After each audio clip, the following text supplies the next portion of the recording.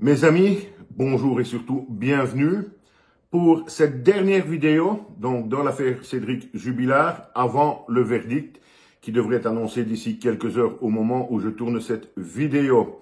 Une vidéo dont je sais également que rien que par son titre, non, Delphine Jubilard n'était pas une sainte, va me valoir des insultes en commentaire et notamment et surtout de la part de ceux qui ne vont soit pas la comprendre, soit même pas la regarder jusqu'au bout. Et justement, par rapport à ça, je pense que c'est la conclusion de cette vidéo qui est le plus important.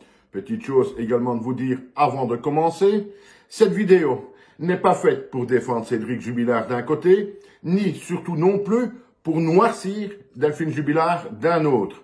Mais je trouve qu'il faut à un moment donné rester honnête avec soi-même, honnête par rapport aux gens.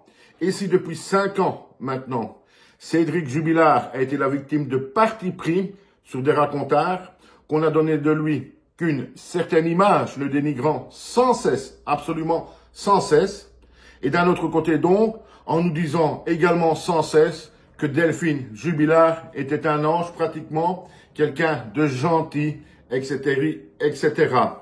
Si Cédric Jubilard a dû être victime de ces partis pris-là, pardon, avec certaines vérités bien entendu, alors il est peut-être aussi honnête de dire exactement quelle était la personnalité de Delphine Jubilard, ce que je vais essayer de faire dans cette vidéo.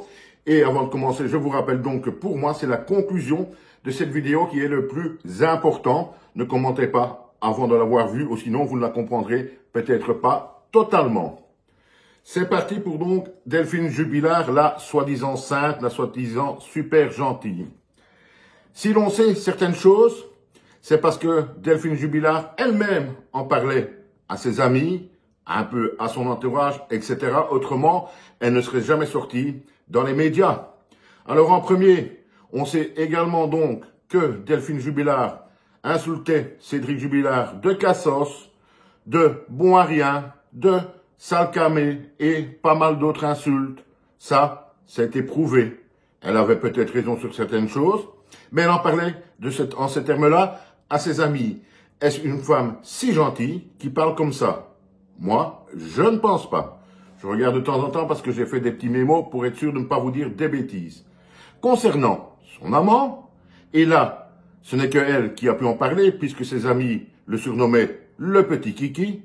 Il faut bien quand même se dire également que pour quelqu'un de si gentil, elle trompe son mari, ça, chacun sa vie, et elle se moque, elle insulte, parce que pour beaucoup d'hommes, se faire traiter de petit Kiki est une insulte relativement dégradante, je pense.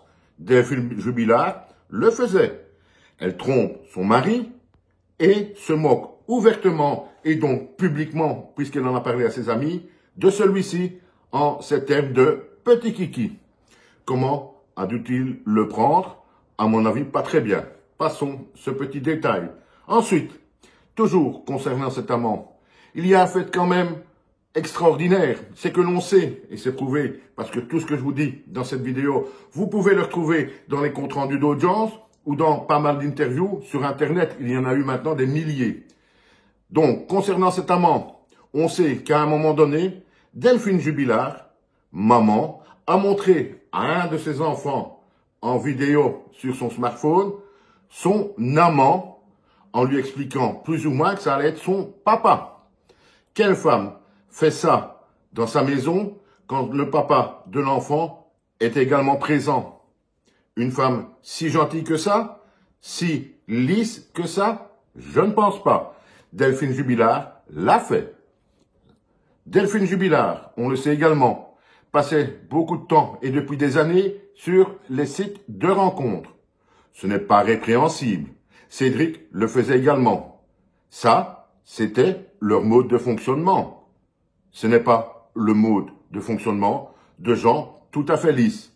Delphine Jubilard, de ce côté-là, n'était pas tout à fait lisse. Ils se trompaient l'un et l'autre ouvertement. C'est leur vie, passons.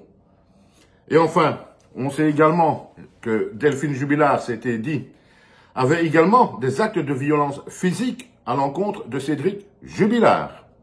Ça ne fait pas d'elle forcément une personne si gentille que ça. on peut être énervé, etc., etc. C'est pas pour ça qu'on frappe les autres. Delphine Jubilard le faisait. En gros, toute l'image que l'on donne depuis 5 ans de Cédric Jubilard d'un côté et de Delphine Jubilard de l'autre est, pour moi, dans les deux sens, totalement exagérée. Cédric Jubilard avait certainement des manquements, en tant que père, en tant que mari, que sais-je. Mais Delphine Jubilard, non, elle n'était pas la personne si lisse et si gentille que ça. Une personne si gentille que ce qu'on nous l'a décrit, pardon, ne va pas se moquer ouvertement du kiki de son amant, ne va pas expliquer à ses amis que son mari est un cassos, que c'est un sale drogué, un bon à rien, etc., même si c'est vrai. Moi, en tout cas, si ma conjointe était comme ça, eh bien, je ne le crierais pas sur tous les toits. Delphine Jubilard, elle, le faisait.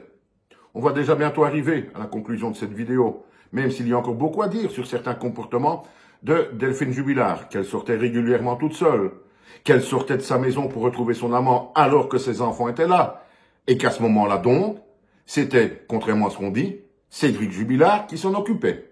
On pourrait continuer comme ça encore pendant pas mal de minutes, mais je pense que vous avez déjà compris ce que je veux dire.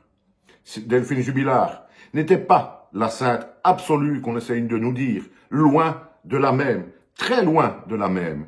Mais je vais conclure, et comme je vous le disais au début, je crois que c'est le plus important. Je ne défends pas Cédric Jubilard. Je ne sais toujours pas, et on ne saura certainement jamais, s'il est coupable ou non. L'histoire est quand même trop mystérieuse. Mais Delphine Jubilard, pour moi donc, n'était pas la personne ultra lisse que l'on nous dit, que l'on nous décrit dans les médias depuis 5 ans maintenant. Mais donc je conclurai par ces termes. Quoi qu'il en soit, ils avaient un certain mode de fonctionnement. Quoi qu'il en soit, au bout du compte, ça ne nous regarde pas. Et surtout maintenant, quoi qu'il en soit, quoi qu'elle ait été, quoi qu'elle ait même eu des torts, on s'en rend bien compte avec ce que je viens de vous dire. Pour moi, la seule et unique chose dont je pense de Delphine Jubilard, c'est que c'est une victime. Aujourd'hui encore, on ne sait pas réellement si elle est morte ou pas. C'est très probablement, malheureusement, le cas. Et donc pour moi, je vais conclure là-dessus. Pour moi, Delphine Jubilard ne méritait pas ce qui lui est arrivé, quoi qu'il en soit. Si elle est malheureusement décédée, alors qu'elle repose en paix. Mais ce que je n'ai vraiment pas apprécié dans ce procès et dans cette affaire, c'est de nouveau, comme souvent sur les réseaux sociaux, ce parti pris qui, dès le départ, fausse l'image des deux personnages, qui, dès le départ, guide les gens vers une certaine forme d'idée qui n'est pas la bonne. Je répète une toute dernière fois avant de vous quitter, pour moi, Delphine Jubilard est une victime, et si malheureusement elle est décédée, rien, mais alors rien ne le justifiait dans son personnage, même si elle était beaucoup moins lisse que ce qu'on ne le pense. Si elle est décédée, je le répète, qu'elle repose en paix. Merci et rendez-vous pour la prochaine vidéo et ce verdict que l'on attend tous maintenant depuis 4 semaines.